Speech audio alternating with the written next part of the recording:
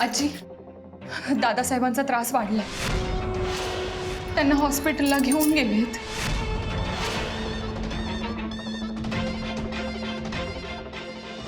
आई काळूबाई, दादासाहेब तुझा राग करतात, तुझ्यावर चिडचिड करतात, पण हे सगळं त्या विराटच्या प्रभावाखाली येऊन करतायत हे माहिती आहे ना तुला. त्यामुळे ह्या घरावरची, या घरातल्या माणसांवरची माया कधीच कमी होऊ देऊ नकोस. आजी काकू दिवसभर नामस्मरण करतात तुझं, भक्ती करतात तुझी. शेवटी हे तुझ्या एका निस्सीम भक्ताचं घर आहे, हंबीरराव पाटलांचं. मग त्यांच्या मुलाला काही झालेलं चालेल का तुला? मग लवकर दादासाहेबांना बरं कर, त्यांचा त्रास कमी कर. ते कसेही असले तरी सासरे आहेत माझे. त्यांना बरं कर, त्यांना सद्बुद्धी दे, विराटच्या प्रभावाखालून मुक्त कर. आई काळूबाई धावून ये. काळूबाईच्या नावाने चांग भलं.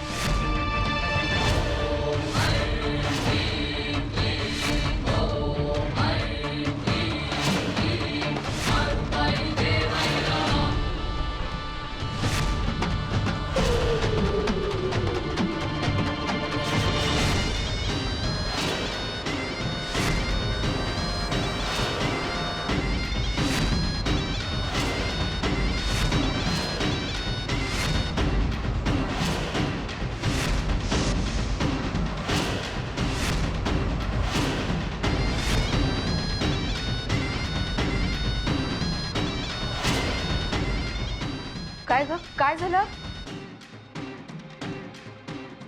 आजी, आजी मला मला काळूबाई पुन्हा काहीतरी संकेत देते. मला दिसतंय, दिसतंय मला. राखेनं लिहिलेलं नाव माधवराजे, जे विराट पुसतोय.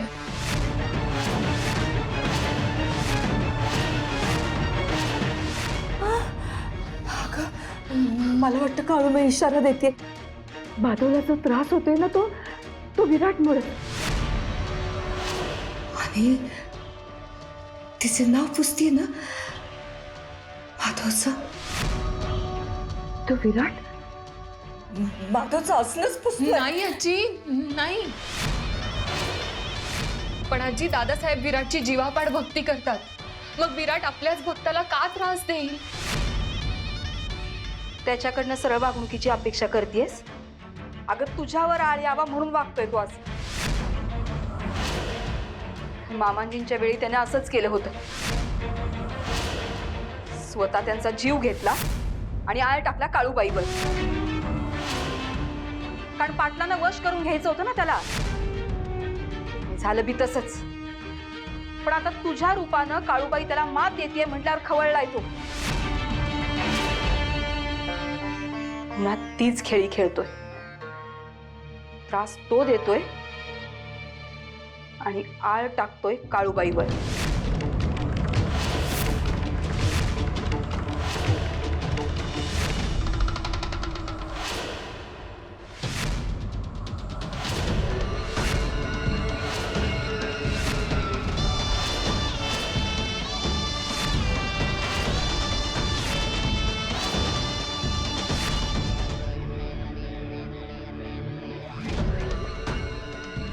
नमस्कार कर.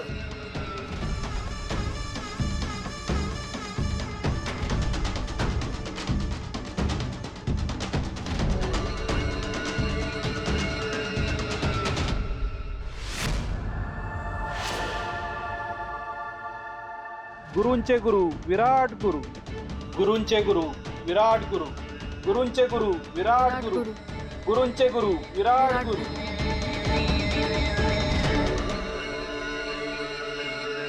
गुरुजी, मी हे सगळं करतेय पण मला हे खूप वियर्ड वाटतंय. म्हणजे हे असं शक्तिबिक्ती देणं खोटं असतं ना. कुणाशी बोलतेस तू? कुणासमोर बोलतेस तू? माझ्या साधनेचा अनुभव घ्यायच्या आतच त्यावर मत व्यक्त करतेस तू. एवढ्या सांगतोय तेवढ्या कर. आता मी तुला शक्ती बहाल करतोय. त्यासाठी सज्ज हो. पण माझ्या मनात खूप शंका आहेत. मला 100 प्रश्न पडलेत.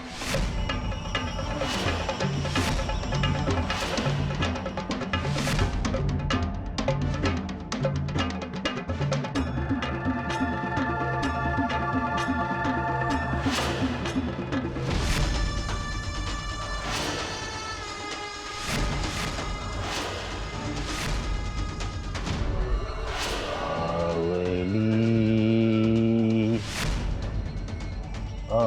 आवली लाख्या सुराची सावली. ही पहिली पायरी आहे मनातल्या शंका शमवण्याची.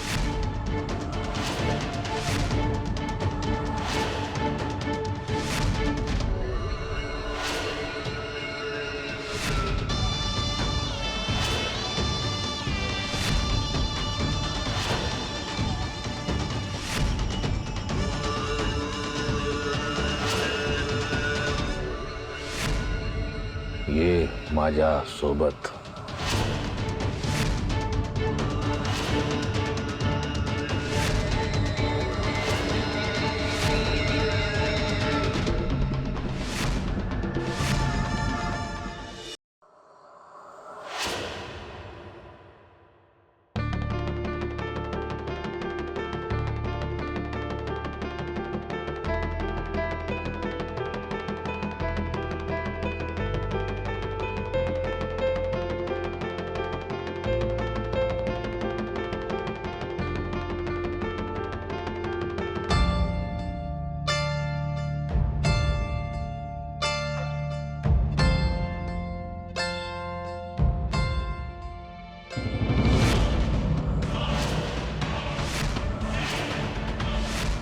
काय येते ही परत परत आमच्या समोर?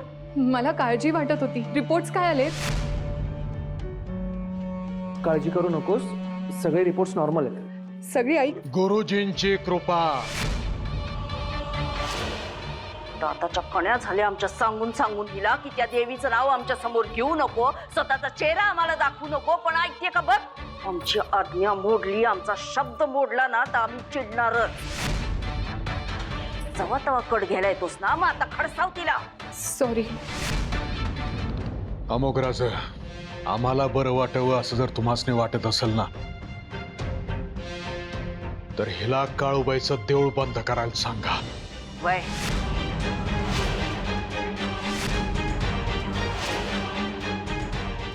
चला.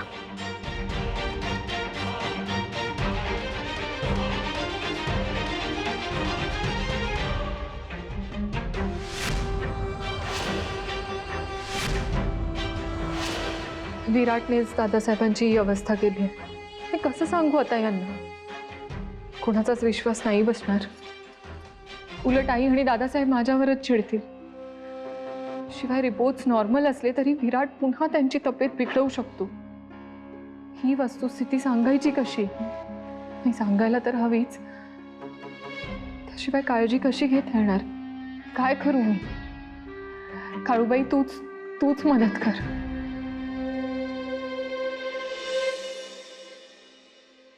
पोचलीस का ग व्यवस्थित? हा, आई कशी आहे? हा, नाही बरं झालं तू तिकडे गेलीस. विचारलं म्हणून सांग. हाय, ते दादासाहेब आहेत बरोबर. आता रिपोर्ट सगळे नॉर्मल आले. जरा धक्का बसला होता, पण आता नॉर्मल आहेत. काय टेन्शन आहे. जरा थकवा आहे. होय होय, हाऱ्याचं सोड घ्या जाते ते. जाऊ दे, ते बघू नंतर. तू तिकडे लक्ष द्या इकडे. हो, मी जेवतोय. फोन ठेव.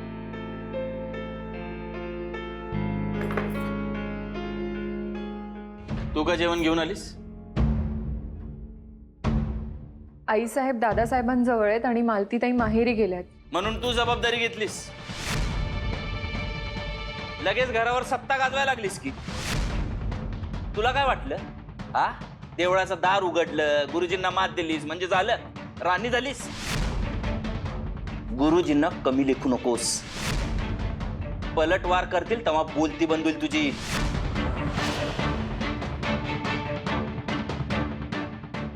ज्या विराटचा उदो उदो करताय ना तुम्ही, त्यांनीच पूर्णपणे फसवणूक केली आहे तुमची.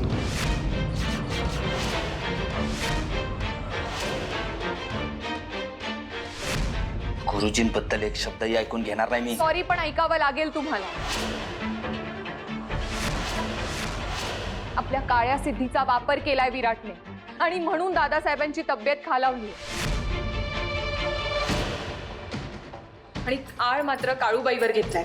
आणि दादासाहेब बरे झाले की त्यांनाही हे पटवून देणार आहे मी. तू सांगणार आणि आम्ही ऐकणार. हो. तुला काय वाटतंय, तू गुरुजींबद्दल काही बोलशील आणि दादासाहेब ऐकून घेतील? अगं विसर, पटवून देण्याचं तर लांबच राहिलं.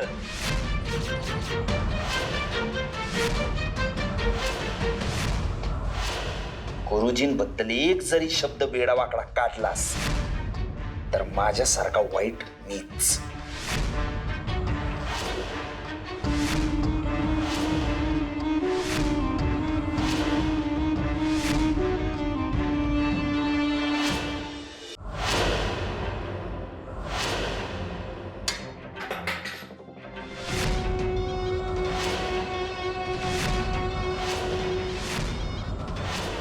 एका सरळ साध्या मुलीला धमकावतोयस, उठ सूट तिच्या जीवावर उठतोयस, मोठी मर्दानगी गाजवतोयस असं वाटतंय का तुला? तुझी व्याख्या काय मर्दानगीची? सईवर 8 वर्ष प्रेम करतोयस आणि या मुलीच्या नादाला लागून तिला वाऱ्यावर टाकलंस, ही मर्दानगी का? आता झाली मजा करून.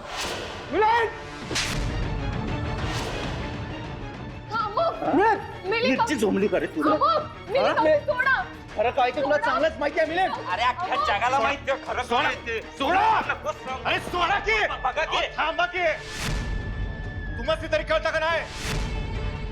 इथं दादासाहेब आजारी आहेत, तिथं देवळाचं दार उघडलंय, एका मागोमाग विपरीत गोष्टी घडतायत. अशा वेळेला एकमेकांच्या पाठीशी उभं राहायचं का एकमेकांचे गळे पकडायचे?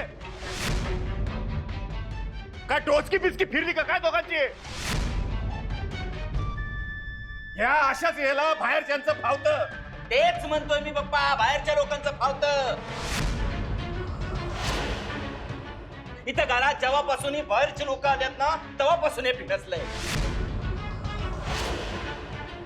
हा प्रेम करतो सईवर, पण जवळ कुणाला घेताय तर बाहेरचा लोक. प्रेम हा शब्द तुझ्या तोंडून अजिबात चांगला वाटत नाहीये. मला बोलू कारण त्याचा अर्थ आणि पावित्र्य दोन्ही कळत नाही तुला. अरे मला सगळे कळतं, तुला कळत. सई बरोबरचं माझं प्रेम शुद्ध आणि प्रामाणिक होतं. अरे काय बोलते बाबा. आणि आर्यासोबत जे काय नातं आहे ना ते सुद्धा पवित्र आहे. दोन्ही नात्यांचा इन्सल्ट केलेला मला अजिबात चालणार नाहीये मिलन. रे इन्सल्ट तर तू करतोयस आणि नाव माझं घेतोय. बोल ना, दोघींबरोबर नातं ठेवायचं. भावाभावातल्या नात्यातली डिग्निटी जपता येत नाहीये तुला. सई सोबत आणि आर्यासोबत माझं काय नातं आहे ना ते तू शिकवू नकोस मला, मी बघून घेईन.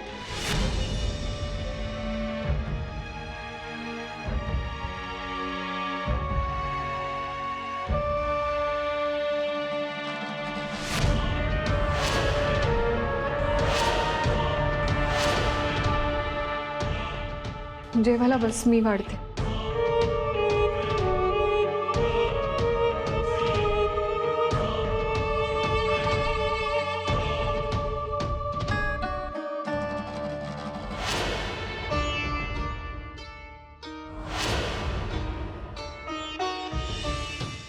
उठला केसुला बेदुमाया सगळ्या जळसाची खरळ्या केसाची काजळ बक्क्याची जटे.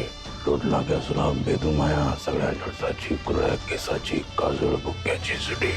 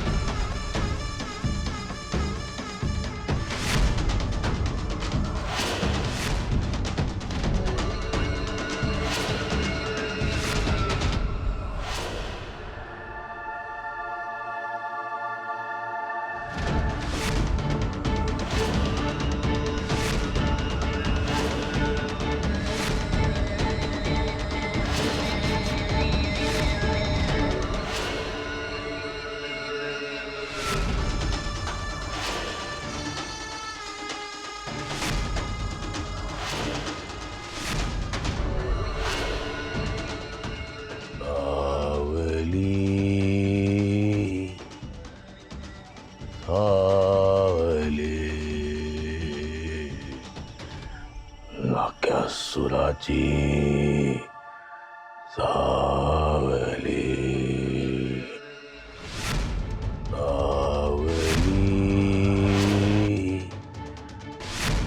सावली नाक्यासुराची सावली सावली. थांबवा हे सगळं.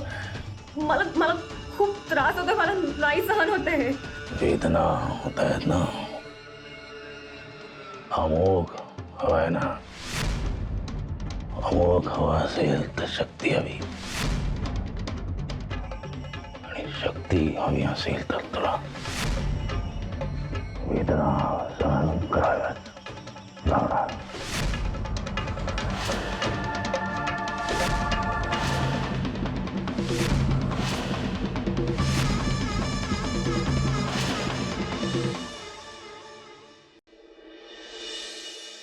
हा बोलताय. आधी मला सांग, तुझ्या कुस्त्यांच्या स्पर्धा कशा सुरू आहेत? अगं कशा म्हणजे एक नंबर चाललेत. माझ्या पोरांनी सगळं कोल्हापूर दणानून सोडले माहिती का. हो ना, हा खात्रीच होती मला. बरं, संकेत कसा आहे? एन्जॉय करतोय ना? अगं एकदम एन्जॉय करतोय. आता तर कुस्ती शिकायची म्हणतोय माहिती का. खरंच? हा तुला खरं सांगू, संकेत तुझ्या सोबत आहे म्हणून मी निश्चिंत आहे इकडे. पण ताई मला तुझा लय अभिमान वाटतो.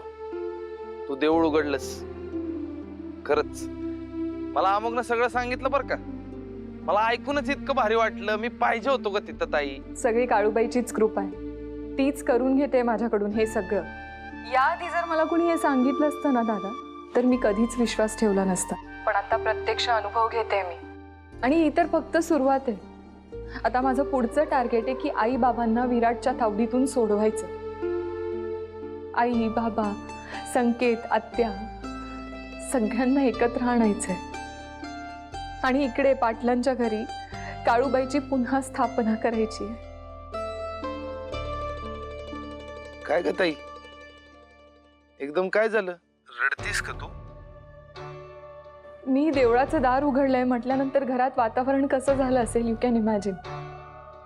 आणि फक्त तेवढंच नाहीये, घरात वाद होत आहे. काल तर मिलिंद भाऊजी आणि अमोघ मध्ये भांडणं झाली. आणि आईंनी तर मला सांगितलंय की तुझं तोंडही दाखवू नकोस म्हण. काय सांगतेस काय? हो, आजी आणि सुशीला काकूंचा आधार आहे. पण त्यांनाही हे सगळं बघून त्रास होतो रे. आता घरातली भांडणं मिटायला हवी. प्रेम आणि शांती हवी आहे या घरात. आणि त्यासाठीच काळूबाईची या घरात पुन्हा स्थापना करायलाच हवी. तिची स्थापना झाली की समद छान होणार. आणि ताई तू टेन्शन घेऊ नको, नक्की सगळं छान होणार बघ तू. हो, घाबरू नको ताई. मी लवकरच परत येतोय. काळजी घे. तुम्ही काळजी घे. आणि संकेतचं बिलकुल टेन्शन घेऊ नको तू. ठेवू? ठीक आहे.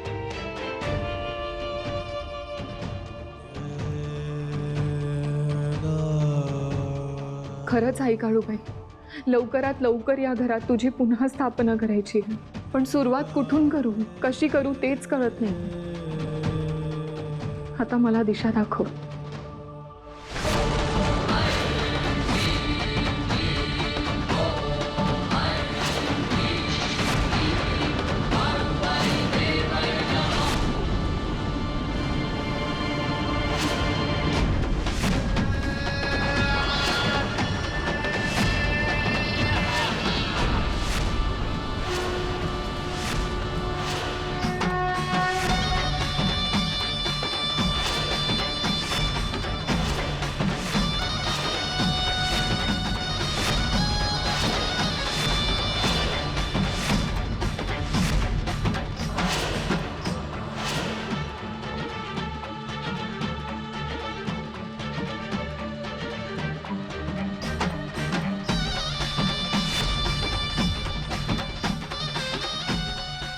आजोबांचा फोटो पडला.